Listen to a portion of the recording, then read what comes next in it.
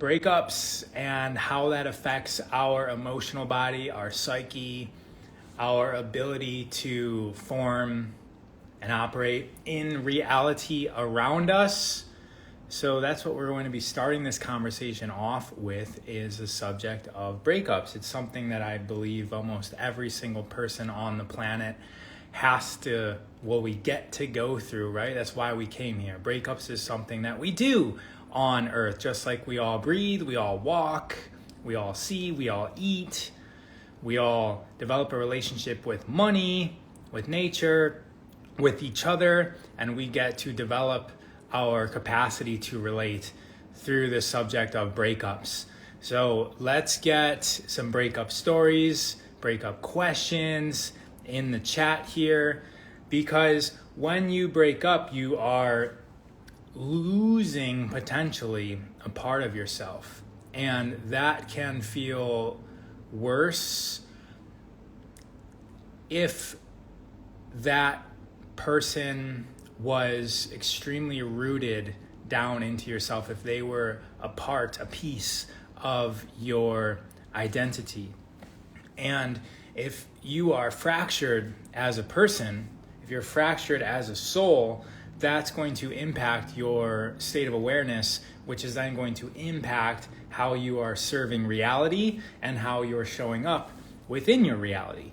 It may disrupt work, it may disrupt other relationships, it may disrupt your ability to thrive. Time is considered the healer of this, but there are other tactics that are useful in these circumstances, and they start way before the breakup even happens. So even if you currently are not going through pause due to poor connection, which is amazing because I have the fastest available internet in the land here.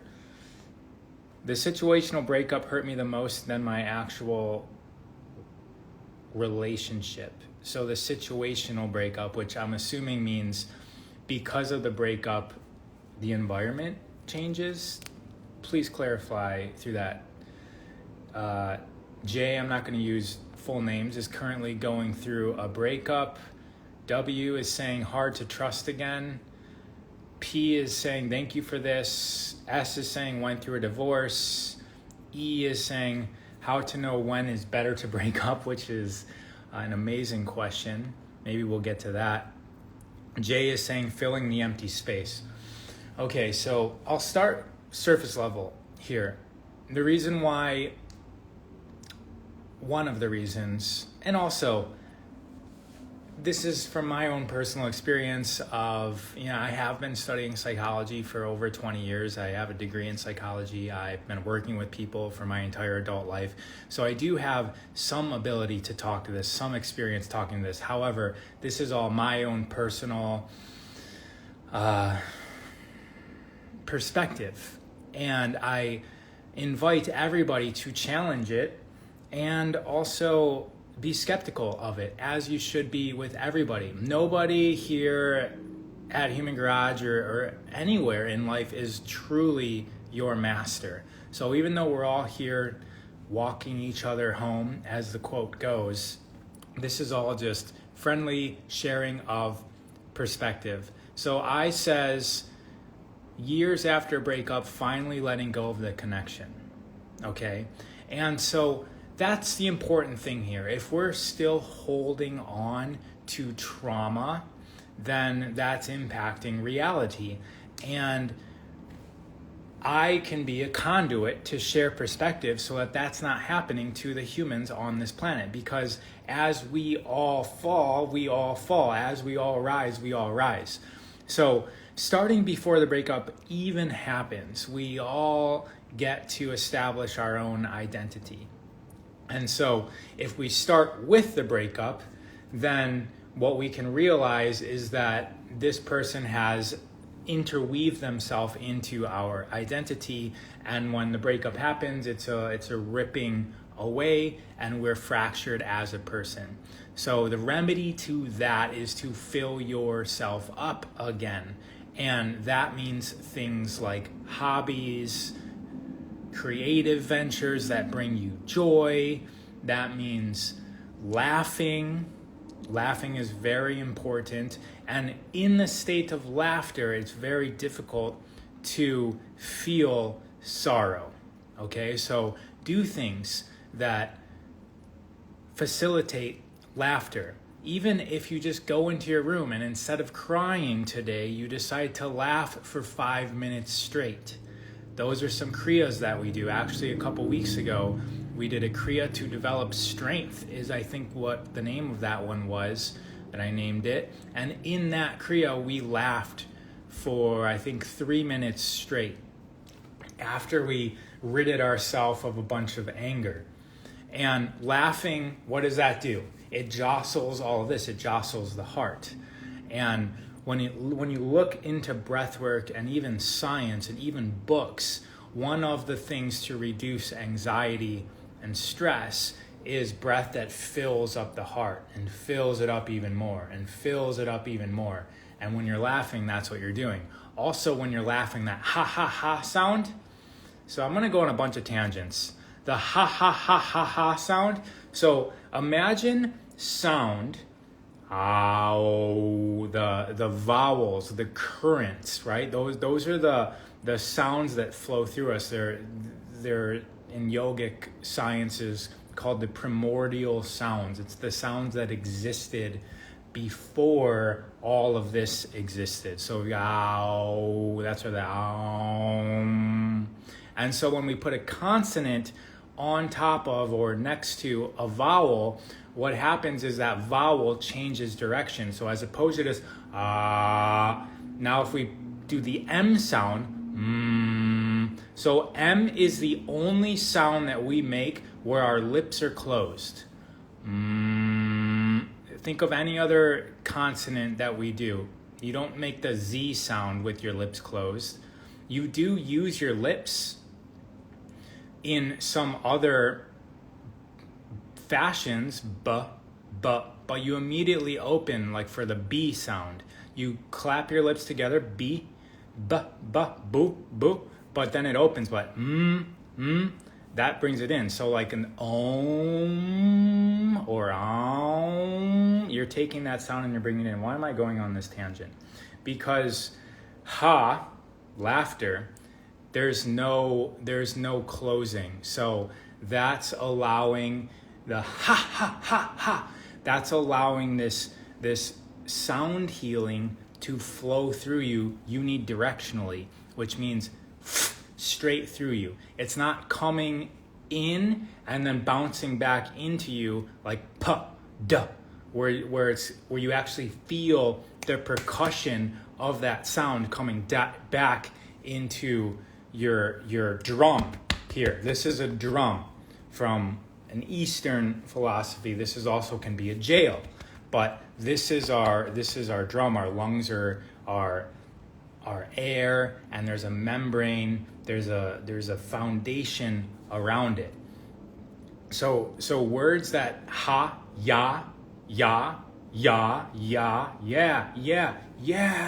like imagine exuberance, raising your hands up and screaming, yeah. That's like a sound healing. When you go get sound healing with the gong or the crystal bowls, those vibrations are coming from the bowls through you. When you go sit into a river and just feel that relaxation, what's happening? The water is flushing through you. A shower, same thing. So, ha ha ha sounds, yeah sounds are like that from our body. That's one of the reasons why laughter is so beneficial, because it's like a cleansing of your energetic body. But we're here talking about breaking up. So the breakups are ripping you, fracturing you apart because part of your identity is gone. So the remedy to that is to fill yourself up again. Laugh is one of those things that I was saying. And as you become more fulfilled, you become more powerful within reality.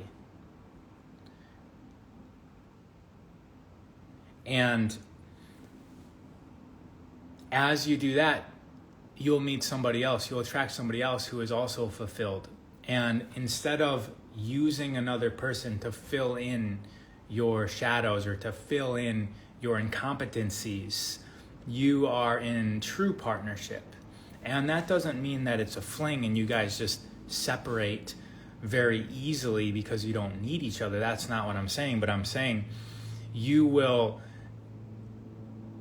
it'll be more real, meaning you're not going to be superficially fixing each other, but you're going to be adding each other so the relationship becomes a union. And the breakup's never the goal, but a strong union made up of two whole beings is going to, number one, be stronger and more harmonious and longer lasting. And on top of that, if there were to be a parting of ways, there will be less fracturing because you never were filling each other in to begin with. You were always just adding to each other. So I have a question here. It is, I have a hard time putting into words my emotions, and my ex still thinks we were meant to be. Why can't he accept my truth? He continues to tell me it was good, and I feel like he will never hear me. It sounds like maybe that was a reoccurring thing, and probably the reason why you feel this way is because there's just this feeling of him never really listening or being able to hear you. And I feel that on this planet we have males and females who are operating with different technology. So keep awareness of that. For a male, and I would even say masculine energy, but I'll just use simple male, female. Males communicate differently than females. And so we can both be thinking that we're communicating and we're saying things in the way that we say them to our partners. And ideally, your opposites, right? Because where's the most like fire, passion going to come up? It's going to be that magnetic attraction is going to happen through opposites. So when I say ideally you'll have that, is because that's where the greatest passion is going to be, but that may lead to some disruption in communication, in what's important in life, because you're two different people. And so there is a balance, and that's also where things like astrology come into play, and even love languages and personality types all come into play, because maybe some opposites are really difficult to deal with, but others are more harmonious, some signs as well. Been laughing so much and self-loving, fill up. I like how you said the ha laughter opens up the heart. It does. So I just interviewed someone yesterday, Odi Andrianos, and he mentioned another quote. So it wasn't him that said it, but there's something that says, somebody that said at one time, and now I'm saying it now, that there's no such things as a bad emotion, only stuck emotions. So the emotions that we feel, it's not so much that they're bad, it's that they get stuck. And so if we're going through the process of a breakup, and please send this live to somebody who may be going through that. If you're going through the process of a breakup, it's not about getting rid of what you're feeling. It's about sitting into yourself and looking at the technology and unkinking the wires and the hoses. Fascial maneuvers does that. The organ reset does that. Psychological drills, I've got Skillful Psyche on my website. We do journaling exercises where we reprogram our mind while we're in theta state. Things like that does it. Laughing does it. That's where that sound healing, our own sound healing of laughter, is going to allow the blockages to be freed up so that that emotion can work through and you can process it. You hear Gary talking about the different parts of our body, and that allows us to process things differently. From a yogic standpoint, it's the same thing. If we're down in our root, our survival, like what does this mean to me? That person's bad, that person's dangerous. If we're still in the blame thing, then we're likely those emotions are stuck in our root, which also from and I want to keep this like PG rated, but if you imagine two people connecting, when they get into a intimate connection, where is the energy flowing from? It's flowing from base level to base level, right? And then let's say they start to love each other, then it comes up to the heart, and they're having heart-to-heart connections. And if they really master each other and really can allow, through union, they can come all the way up into the higher centers, connecting through union. And that is the type of magic that has been used in certain mystery schools, is can we get that energy together to flow up into our higher centers, because from here we can create with that energy.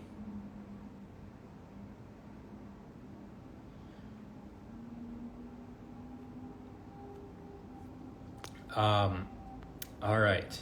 Is this saved? I wanted to share with somebody else. Yes, it will be reposted. When your partner is your mirror, wow, baby, all of it is all of it. It is. I mean, everyone's our mirror. And the thing with a relationship is that they're close to us and they don't necessarily let us slip. And they also know where our weak spots are, and they can push it as often as they would like.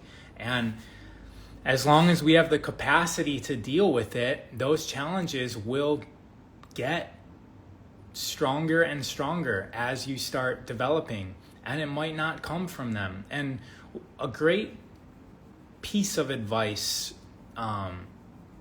is that it's not you versus them, ever. It's you and them versus whatever the situation is. Even if it's a disagreement, it's you and them versus the challenge of you guys having different perspectives. It's never you versus them, ever. How to be alone still being in partnership. Can you go to that breakup without breaking up literally? Can you go to that breakup without breaking up literally? That seems almost like virtual reality. You want to break up with somebody but still be with them. I'm not sure. That sounds like a rewriting of contracts. Bringing air to the hidden places. Exactly. We're stretching into our body suit. Soil needs aeration to support growth. Interesting metaphor there. Definitely. How to support oneself when you break up with your old self. All right. Let's move on to the real subject at hand, which is every breakup is always a breakup with self. It's never a breakup with somebody else. It's all just a breakup with self. We don't even know if other people are really here, and I don't want to get too woo-woo on us, but to be able to at least entertain other perspectives.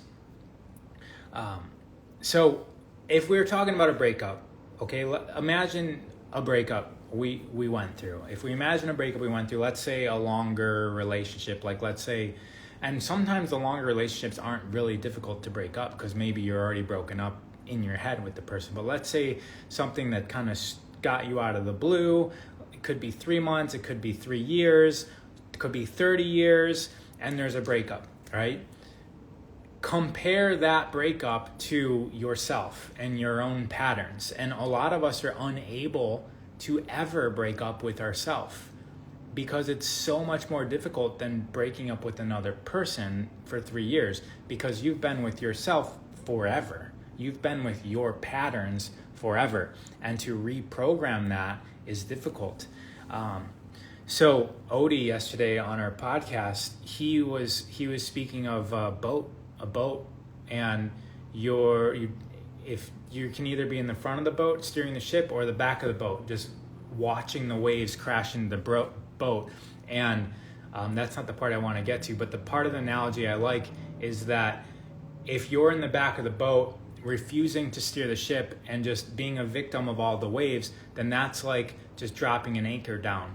And when you drop an anchor down on a boat, now your boat's just going to go around in a circle. And when you're going around in a circle, that's essentially your identity. That's you being addicted to the circumstances, to your traits that may put you into certain situations. And to pull that anchor up, to really go down and do the work, to go into the depths of your psyche, even into your shadow, and to unhinge that anchor from yourself is very similar to a breakup. I would even suggest that it's stronger than a breakup, which is why very few people ever do this type of work. And back to the fascial maneuvers, when you're in those positions and you're going through that breath and things come up, uncomfortableness, uneasiness, fear, is somebody judging me? Is like, am I doing the right thing? All of that comes up is an opportunity for us to start feeling into our body and the patterns that we have set into self. And in order to support yourself, it's the same thing. It's building trust that no matter what, you're going to have yourself, and you've survived every situation that you've ever been in. And no matter what, you're going to be with yourself through this new version of yourself. And so I found, because I'm somebody who's had many different chapters of life, and I've broken up with myself many, many different times, there's usually signs. So when I moved to California, shortly after I moved to California from Michigan, I had a dream. And in that dream, there was a cliff behind me. And in the dream, I thought I was with my brother, because that was the energy that I was having. And there was waves crashing onto us, and they were taller than us, so big, huge waves. And I was holding on to my brother's hand, and the waves crashed to the point where I couldn't hold on to his hand, and he got swept out into the sea. And I woke up, and it was one of those dreams where it was like so real. And I realized that I was mistaken. It wasn't my brother. Like, that was actually me. And a part of me was being sucked away. It was like forcefully being ejected out of myself.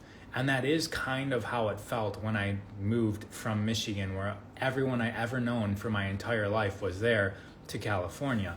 And so if you start seeing signals like that in your dreams, it could be a clue of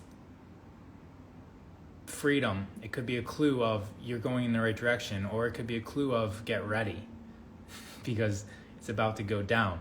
You could also injure yourself in certain ways or get sick. And that's also a change of directions. You could get let go of from a job. You could have a business that fails. You could go through a breakup, and these are all opportunities for you to define your own perspective of why this is happening. How can you forgive yourself in your ex? So forgiveness is an interesting concept, and I've been through a lot of self-development.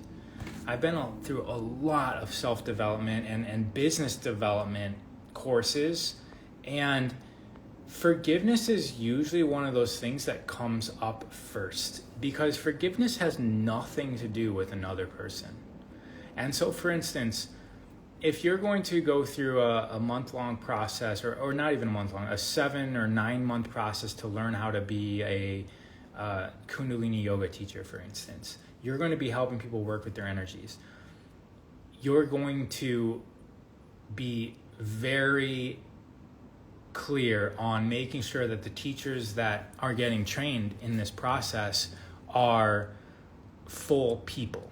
And so the history of Kundalini yoga, it actually reminds me of like the Human Garage crew, like how they're starting off. But Kundalini yoga started off in 69, and you can say a bunch of bad stuff about the whole thing, but the point I'm making is that there was a solid 30 to 40 years of figuring out the teaching method of how you teach teachers to teach yoga. And there was so much focus on what it is to be a solid human being, because in order to stand in front of a class, you must be self-aware.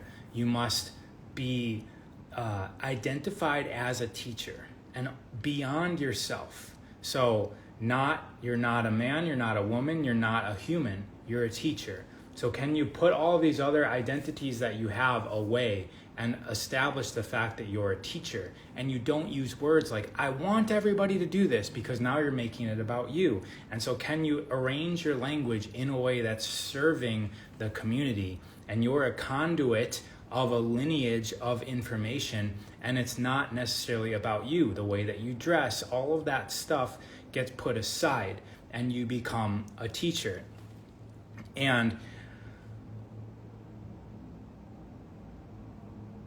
one of the main lessons is forgiveness, because forgiveness, we're taught, has to do with another person, because usually the way that that's structured is I forgive you, which is that me versus you thing.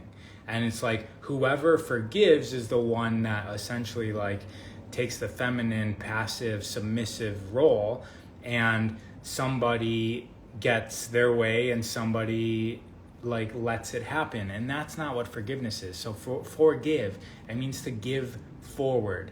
It means that you're getting your energy back from whatever happened, whether it was somebody else's fault or not. There's a piece of you that's living and stuck. Remember stuck emotions? It's stuck in the past, which is actually not even existing right now.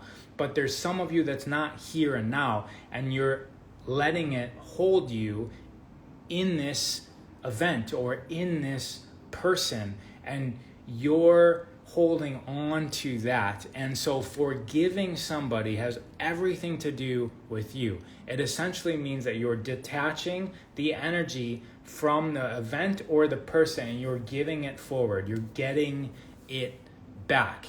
And so if we can get out of the program that forgiveness means that we're allowing and admitting that what the other person did was okay.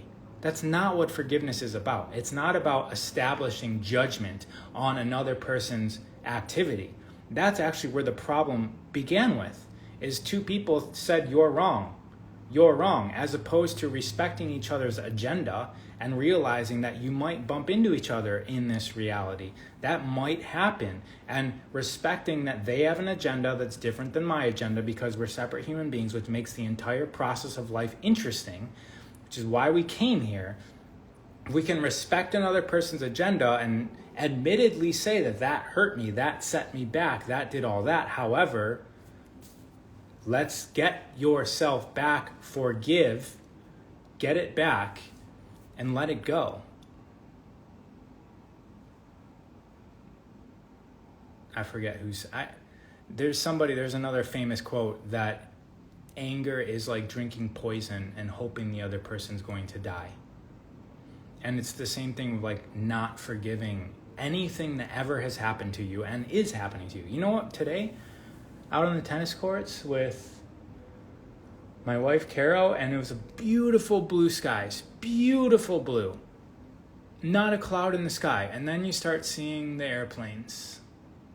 Zzz, zzz, zzz, zzz. They're gridding the sky. Just gridding the sky. And then I'm out there for 90 minutes, right? So you see the line, and then it gets bigger and bigger and bigger. And Carol's like, is it hazy today? I'm like, no, it's the things that are being sprayed across the sky. And then it turns into, I don't know if you guys can see, you can't, but it's not blue. It's like, it looks like fog, but it's not foggy. It's not the water. It's because this morning it was like super, super windy a few days ago and rainy, and it clears it all out. And so I've been watching chemtrails. I have pictures on my phone in 2007, and even though it's happening, I don't necessarily think that it's correct, but I also respect whoever's doing its agenda. I respect their right to free will, just like I have a right to free will. And even if it's putting a challenge on my life, it's their agenda. And if we can't respect another person's agenda, then we don't have respect for our own agenda. And they may be the villain character, but it's here and it's now. And so I've got air filters in my house. I can do breath work, hopefully to detox myself, but there is a level of acceptance and forgiveness for what's happening to me currently. What if you have severe insomnia? I have left many versions of my life, of me through my life. My spouse doesn't understand. Everyone grows. Sunset, sunrise, magnesium, self-truth, healing for the rest. Sunset is an opportunity to trust and also to forgive the sun from leaving us and to trust that it will rise again. That's actually one of the oldest practices in the book. To be a teacher is beyond the individual self. It's being tapped into the collective you. This life will be saved, right? Old thought forms.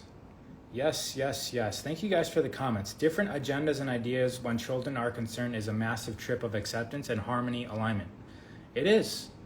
However, it's happening. So we don't get to choose. Well, I would even say that we have already chosen this. This is the choice that we've made. And there's that other quote about knowing the difference between the things that you can control and you can't, and what you can't. God grant me the strength to, I forget how it goes. You guys know which one I'm talking about. I just remembered the movie that it was in as well. Reservoir Dogs. So we got people, it's such a bummer, it's happening here. So forgiveness for the chemtrails too, acceptance for the next level of alchemy. Yeah, guys, there's many different ways to look at it. We can look at it as something that is happening to us, or we can look at it as something that's happening for us. It just does. We don't get to cherry pick how we feel about things. Wow, that's nothing. You should see this in London. It's like milk every day. Yeah. That's how it is in LA too. And I'm an hour north of LA in Ventura. So we escaped a little bit, but it's happening a lot more. Someone said read my comment, so I just read the comment that said read my comment. And that's the game, right? Are we able to forgive other people? Are we able to forgive ourselves? Are we able to forgive our controllers? Because that's the only way that we have any power, right? It's the only way. There's a reason why people are left and guided into a state of anxiety, a state of competition, a state of lust for power through watching things like sports. They're the common day gladiators. The TV is the matrix, right? Where you're just sitting in a passive state, being fed of reality, being fed what's important, being fed programs. And waking up out of the matrix implies that you wake up, you escape, you go through the process of rebuilding yourself of what you know, so that you can have instantaneous knowing, right? Remember the movie? You could just download a program. If you're free from all of the programs, then you're able to receive the codes and be able to learn in exponentially faster, grander ways. I see some comments about love, compassion, forgiveness within yourself, within others, and within your enemies. There's meditations that I've done just because I was struggling with how can I harmonize with things in my reality, because there are a lot of atrocities that are happening. And do I wish to see them as atrocities? Because when I go into nature, like, the great thing about nature is a great teacher. And when you see another animal eating and hunting another animal, there's something very real about that. And if that's happening naturally, and I were the creator of this universe, not that I'm saying that I am, even though I'm just entertaining, if I am the creator of this universe and I was going to establish a self-generating organism that's made up of different levels of conscious entities, would it make the most sense to have the higher entities feeding on the lower entities? Like when you go out and you see animal eating the eggs of another animal, or eating insects, or eating plants. We've got entities eating entities. And where do I fit as a human being in that? And do I have acceptance of other entities feeding off of my energy? Just as the plants and animals will, and the fungus and the microorganisms will bring me back into the earth when this body perishes. And there's a lot to be learned there. And I encourage everybody to get real and look at the sky and look at the things that bother you, and you already know they bother you. Is there anything to be gained from the perspective of acceptance? Like, right? So if we already know something is bad, we're blinded to the perspective of it is good. And are we able to step into that? Are we able to step onto the other side? This makes us more skilled and more influential. And what I mean by that is, if you're in communication with somebody, or let's say a negotiation with somebody, or a sale with somebody, you must know what the other side is feeling. You have to. You have to be aware of their agenda so that you can speak to that. And usually that happens through questions. And so we don't really get to ask the pilots of these planes and their bosses' why that's happening, but we can entertain. How is this good for the earth? How is this good for the planet? And you get different answers for that. Hopefully you saw my question in the questions and my comment. Guys, why don't just ask the question again? It is better to add to them before the breakup, or is it better to never expect the solution of breakup? Is it better to add to them before the breakup, or is it better to never expect the solution of the breakup? I don't really understand that. Apologies. Is staying friends with them good or a bad thing? So that's going to depend on both persons, because friends are made up of more than one person. So one person may want to be friends or would like to be friends. Another person can't really operate that way, and they want complete severance, especially maybe another person's partner would like severance, and they view it as a sign of disrespect. If you're friends with your exes, then that's all the dynamicness of being a human that we get to deal with. It's not my opinion on this matter. It's just how you work it out within your environment. We can choose the meaning we apply to all things. Yes, and some people will say that's dangerous. And some will just apply meaning to everything. Something that's really important when it comes to consciousness and ascending through our programs is our imagination. And to really accept, entertain the perspective of imagination being a reality of its own. So if you imagine our feet and our physical body travel through this dimension, and this dimension is a very specific dimension. In this dimension, we have physical space, three-dimensionally, and we've got linear time that happens unidirectionally.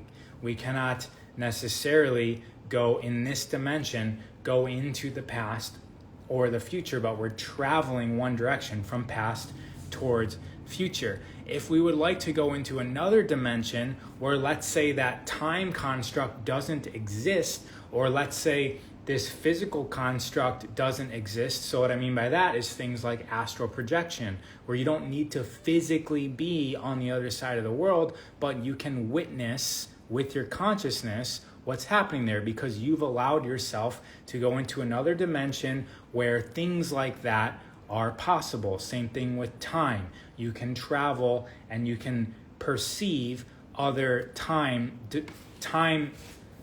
moments through another dimension. Imagination is the same thing as a physical vehicle. So we have a physical body. Imagination is the way that we move in other dimensions, and we are multidimensional beings. So there's a lot of us that are also happening in other dimensions, and this has been proven in a lot of studies on precognition. So there's parts of us that can cognate, that means learn. We know what's happening in the future. And there's, for instance, one of the collection of studies is there's random number machines that are placed in different places all over the earth. They've been just spewing out random numbers every single actually, I'll use a different example. That's another example, but I'll use a different example. They hook people up to machines, they hook their heart up to machines, and they start showing people pictures. And what they find is that before a horrific picture comes up onto the screen, the person's heart is already responding before the machine even picks the picture. So before the machine even goes through the process of picking the picture, the person's already responding emotionally to it. So there's pieces of us, there's aspects of us that are connected to other dimensions where we're not bounded by linear time, and we have access to them. And then there's also the CIA documents about astral projection,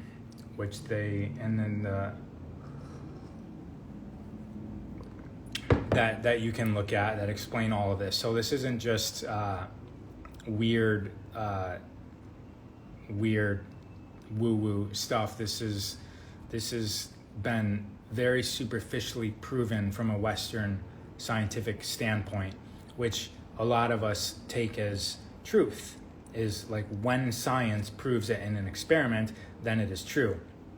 The issue with Western science, westernized science, is that it's mechanistic. There's a cause and effect, right? And that cause and effect only implies past, present, future. So something caused in the past something to happen in the future. And that's how we view it. And we measure it with machines within this physical reality. So you guys are seeing that within this physical reality, it's very difficult to go into other dimensions because our science doesn't reach there. However, other sciences throughout time and history do. It's like when we started going to the Amazon and we're asking the tribes, hey, how did you guys know to mix these plants with these roots and do all this stuff? And they said, we meditated and the trees told us. And my name is, people are asking about Instagram and YouTube. Yes, raw_of_earth on Instagram. And I'm on here every noon, every 12 p.m. Pacific time on the Human Garage channel doing a live. Please send me questions about what you'd like me to talk about next time. YouTube is Raw of Earth. And that explains the two brains. Man, the two brain stuff is nuts. I learned about that in psychology. And then I started to see things that people are saying, like, there's no such thing as right brain, left brain, and they both do the same thing. There's only one brain, and they're holistically happening together, and there's some truth in that. But then when you go start reading books, there's a couple books. One's called something about the bicameral mind. I can't remember. And then there's another one called The Master and His Emissary. The bicameral mind book was actually a pretty amazing book. It was super, super dry, but very scientific. And it went back throughout all history. I forget the actual name of the book. I don't have my other phone on me here. But it goes throughout all of history, and it starts analyzing the text of the past and awakening of the bicameral mind. And it starts going back in the text, hundreds and thousands of years ago, and starts looking at how people spoke about the gods and the voices that are happening in their heads. And they basically make the argument that our right and left hemispheres of our brain at a certain point in history, very recently, were not communicating the way that they communicate now. So we have sort of like a functional, seamless mind. And in recent past, that wasn't happening when these two sides of the brain weren't completely aware. And I'm biased, I guess. I'm more apt to believe that we evolve that quickly because I see an evolution of humans happening very quickly. It doesn't take millions of years to evolve because, again, with a mechanistic point of view, is everything has to happen within this the boundaries of this physical existence, and there's no consideration for maybe there's something else that's the cause that's outside of the realm of this earth. Like, is the earth evolving, which is then causing us to evolve because of something else?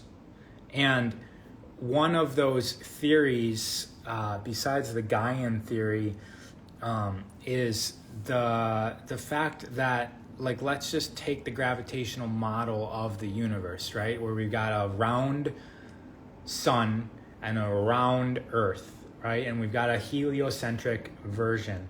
Well, what is this sun doing? This sun is also rotating around a galaxy.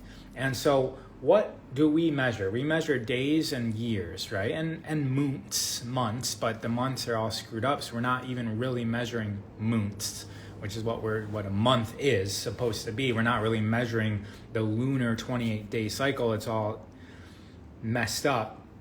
But as the sun, so whether you take this or an electric model of the universe or any other model of the universe, there's time frames that we're not paying attention to. And these time frames, you could even, the precession of the equinoxes is another calendar that's 25,920 years long. The Mayans were keeping a several thousand-year calendar. The Hindus keep like hundreds of thousands of year-long calendar. What are they measuring? What do we measure? We measure light, we measure temperature, like seasons, right? We measure the day cycle, and we measure the seasonal cycle in the year. Well, are there other cycles that we're not paying attention to that can impact the conscious awareness of us? And there's a whole bunch of notions that we're in, like, let's just take the precession of the equinoxes, the 26,000 roughly year-long cycle. Well, if we go back, so in that cycle, like if you actually look at where the Earth's pointed, and they say that the Earth's pointing towards the center of the universe, when it's pointing towards the center of the universe in this longer cycle, it's sort of like the summertime. Just like at noon, it's pointed, the sun is directly above our placement on Earth, and when it's midnight, the sun is directly on the other side of the Earth, again, according to the gravitational model, which I don't always take that perspective. So in this precessions, we've got also a summer, spring, fall, and winter time. And so if we look back in this 26,000 year cycle, if we go, so right now we're in spring, according to this notion, and we're in springtime, we're waking up. And 2012 was the end of winter. And again, 2012 comes up in how many other calendars? It's this cycle, the end of winter time, and we're just starting the springtime. So if we go back to the previous summertime, what do we have? The previous summertime, we have, like, when is that? 10-ish thousand years ago. If it's 26,000 is a whole year. If we go back several thousand years, what do we have? We have Atlantis, Lemuria, high civilizations, right? And then let's go into the wintertime. What do we have? We have the Dark Ages and wars, like worldwide wars. And so now we're starting to open up. And my point of all of this is that the bicameral mind, if that was only a few hundred years ago, we didn't have connection between the right and left hemispheres. Now we have that connection. And now we're ascending very, very quickly, because it's not about us going through a process of evolution over many, many, many generations. We don't have to necessarily only evolve through generations, through our children. We can also evolve because the cycle of seasons is shifting, and the sun is actually shifting. And you can even look up, is it called interplanetary climate change? Well, you can look up the heliosphere of the sun. There's pictures from NASA that it looks like the actual atmosphere of the sun is squishing. So if the sun's in the middle, the heliosphere, the atmosphere of the sun, should be around it, like the atmosphere of the earth is. But what we see is that it looks like it's compressing into something.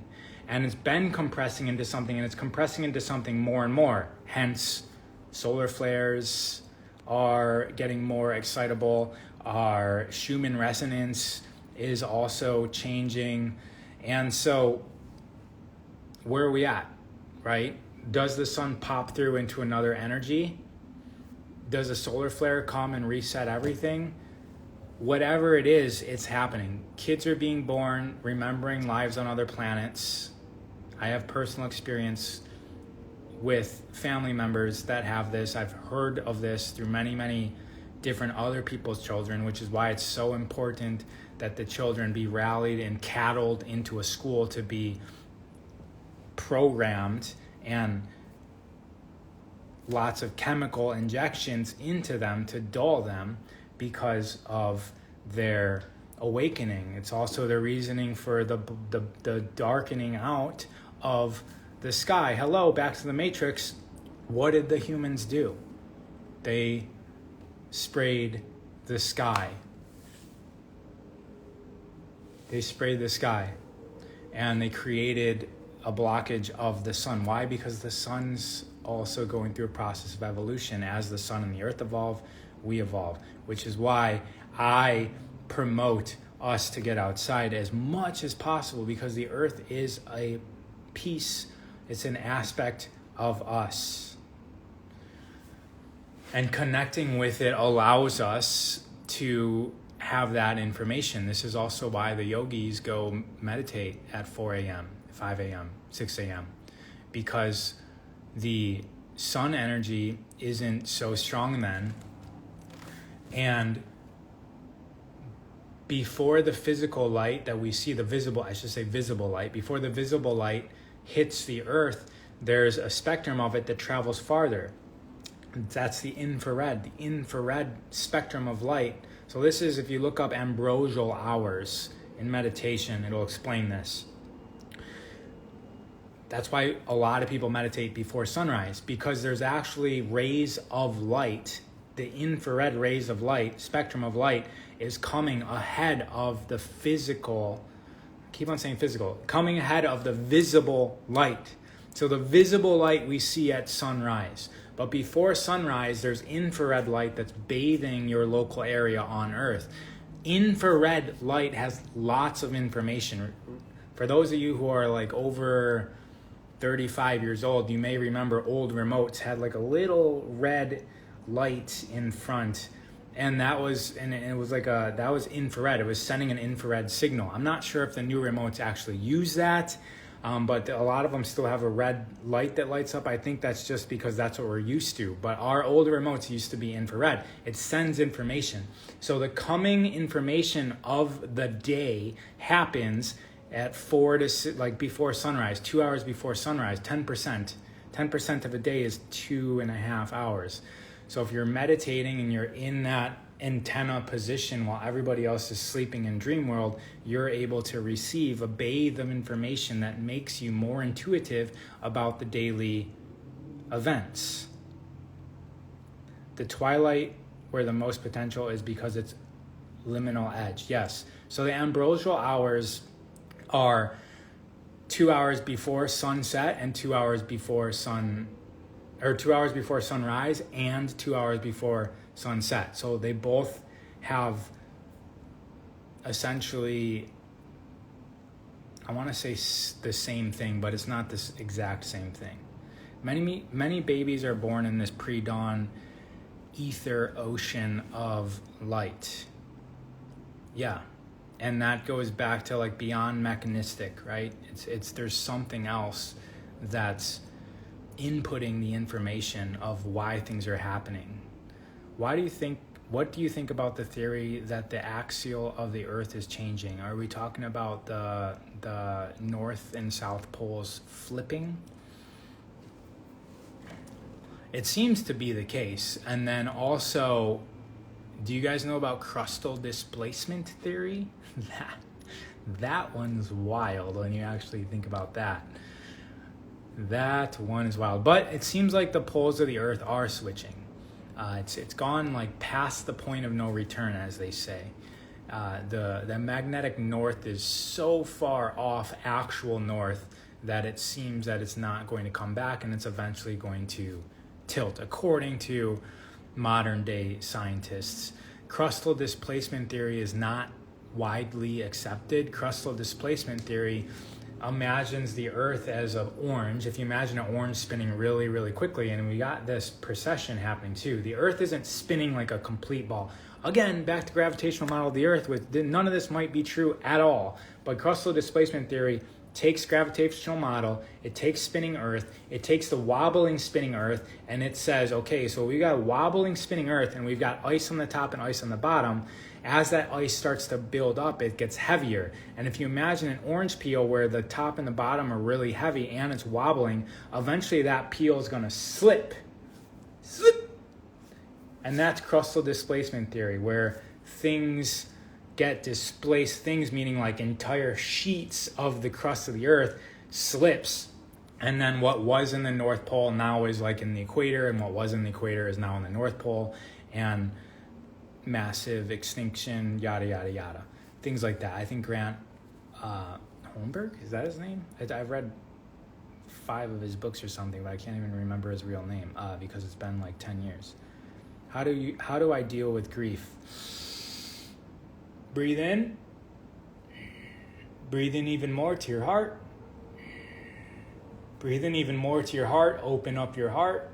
Feel your ribs opening up. Pump your stomach in, and then exhale into the earth. Feel that energy that you just let in come through the earth. It gets purified. It wraps back in through your head. And then you do that again. Inhale to the heart. Inhale to the heart even more. Hold. Open up your ribs. Inhale even more. Pumping the stomach to open up the heart. The cage that we have around our heart, we're pumping as long as we can hold, and then we release that energy into the earth and feel it wrapping back around us like a toroid. 2 or 3 times of that is going to help out. Repeat it as needed. That'll also work for anxiety. I'll give you guys another one. So if you feel that you're getting attacked by energy,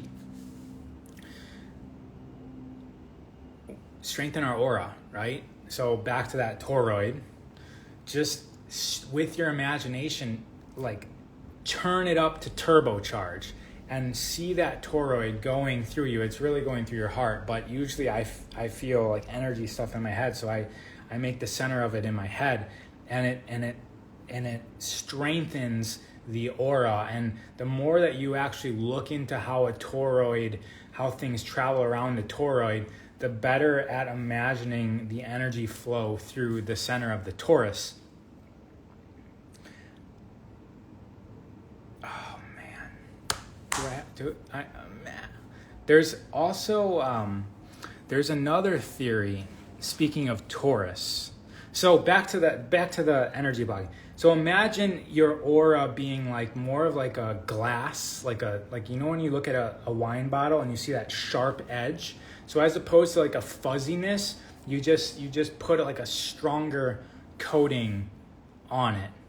So toroid, there's something called torsion fields, and torsion fields can travel through matter, and torsion fields are happening all over. It's a field of energy that's connected beyond time and space. What I mean by that is when they have torsion field detectors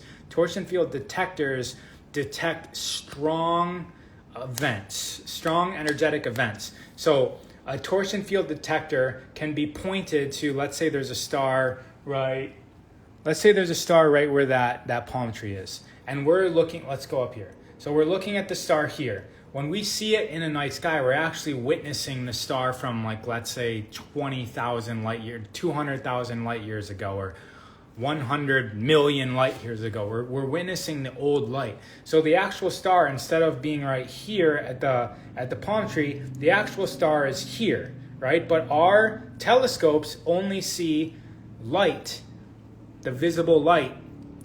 And if it's 200,000 light years away, then we're seeing 200,000 old light. But a torsion field detector detects the star where it is now, but it actually detects the star strongest where it currently is. So you guys can imagine that, right? It's detecting the field of the star here, even though where we're seeing it is here. So it's detecting the torsion field of the star as it's currently happening in the moment now, which means that there's some energy that's traveling throughout the entire universe that's not bound by physical time and space. It travels instantaneously. We have access to it instantaneously.